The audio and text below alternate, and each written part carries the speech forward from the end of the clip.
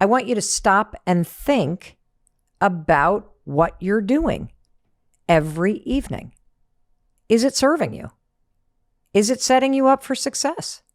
Does it help you sleep better at night? We've already covered this foundational question of you got to pick a bedtime. And that is when you are crawling into those sheets, okay? We've also covered the first step, which is cleaning up the mess from tonight in order to set yourself up for a fresh start tomorrow morning. Now let's talk about the second step in this evening routine. Once you've cleaned up the mess, I just want you to take 5 minutes and make it easier for yourself in the morning. What do I mean by that? I mean, set yourself up. If you're going to exercise in the morning, lay out your exercise clothes. If you're going to walk the dog, leave the leash by the door. If you're going to try to drink more water, fill up the water bottle and put it in front of the coffee maker so it's waiting there for you like a little gift. If you take supplements or vitamins in the morning, set them out in the morning for yourself. Just make it easier. If you're trying to eat healthy, pack your lunch so it's done. Why does this work? Let me tell you why this works. There's a term that you may have heard called decision fatigue. Decision fatigue is this concept that basically explains that the more decisions that you have to make, the harder it is to make decisions. It's almost like the decisions sort of build up this resistance inside of you. And over the course of the day, it becomes worse and worse, and the decisions get harder and harder, and your resistance to them becomes bigger and bigger.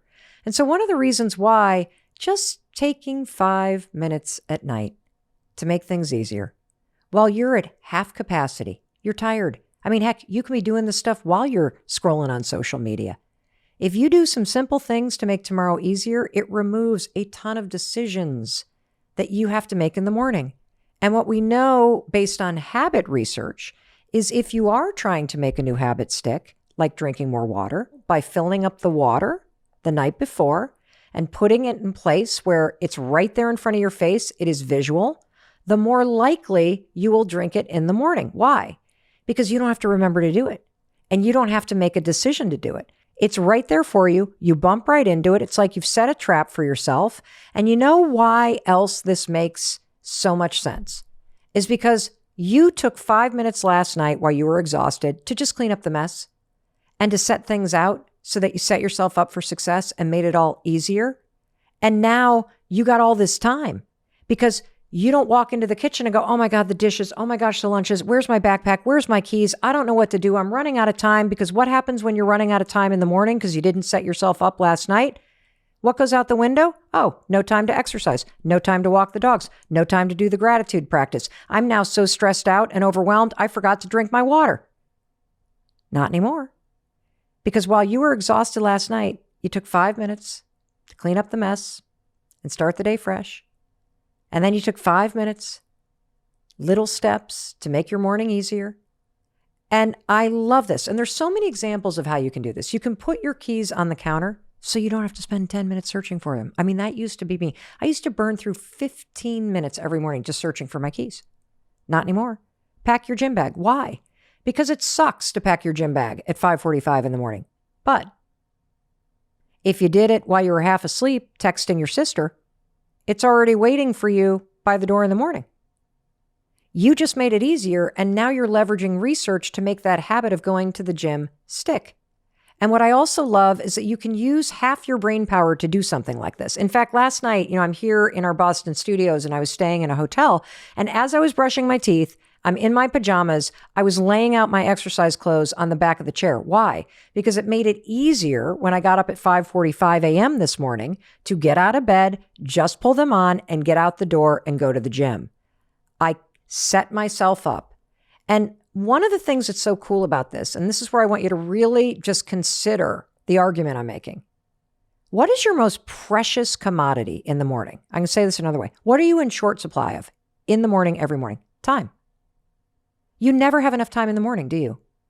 So by taking just a couple minutes at night without a lot of brain power and making the mess go away and setting things out to make things easier for you tomorrow, it's like a double gift. You're not only making it easier, you're making it more likely that you're going to do the things that you want to do, and you also have found time. I think that's so cool. You've taken time away from the evening so you can start fresh tomorrow. And you've taken steps to make it easier.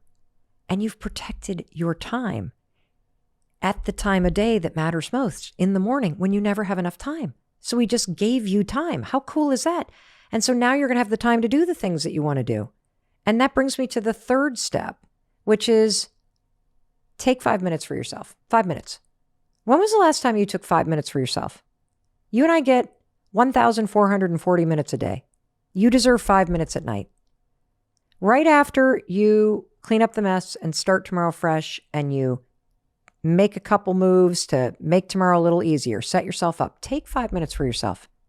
Before you give it to the television, before you give it to social media, before you just waste it, I want you to give it to yourself. And it could be doing whatever you want. Like, you could use it to do something. I mean, if you're the kind of person that feels like every evening, this used to be me, I didn't find the time for myself. I have no time for myself. I didn't find the time to work on the thing that I care about. Whether it's a side hustle, or maybe you're trying to make progress on a creative project, or you're working on a creative gift for somebody, or a grant application, or you're filling out student loan forms, you could use that 5 minutes to make a little progress there. And by the way, you don't have to do anything. This is just time for yourself. You could just sit and be quiet. Imagine that. You could have a cup of tea. You could read a book.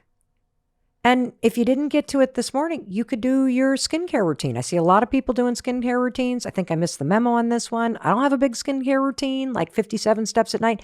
But you know what I do have at night? I love a bath. So oftentimes for me, my take 5 is to just linger in the bath and do nothing. And you know what? Here's how I make it so easy. As I am brain dead and I'm cleaning up the mess and I'm making my mornings easier, I'm packing my bag, I'm laying out my exercise clothes. You know what's happening? The bath is running. I freaking love that. And you know what else I use this time to do? To read or to listen to audiobooks. I want to just underscore, this is time for you. And one of the things that I've noticed as I've looked at the data is that so many of you around the world are listening to the Mel Robbins podcast at night. I think that's kind of cool, because you know what that tells me? That tells me that you're taking time at night for yourself, and you're choosing to listen to something that is going to help you improve your life or make you feel better.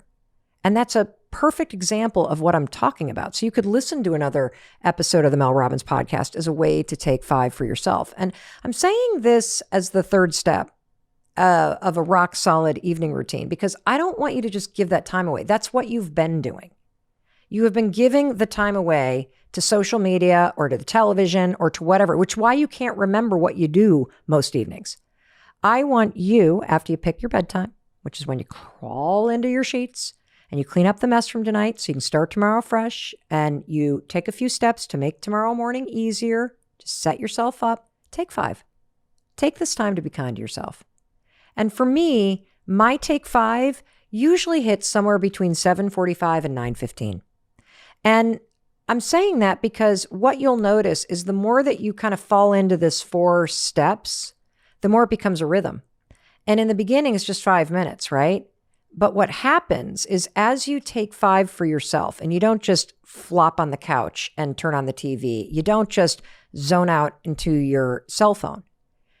Every single night that you take 5 for yourself, you break the habit of doing that. You break the habit of cracking open your laptop and putting it on your lap and checking email or scrolling on the phone as you're wasting the evening in front of the TV, and you stop giving that time that could be yours, away to something that really doesn't matter. And look, I know why you're doing it. Same reason I was doing it, because you're exhausted and you just want to zone out. But here's what I want to challenge you on.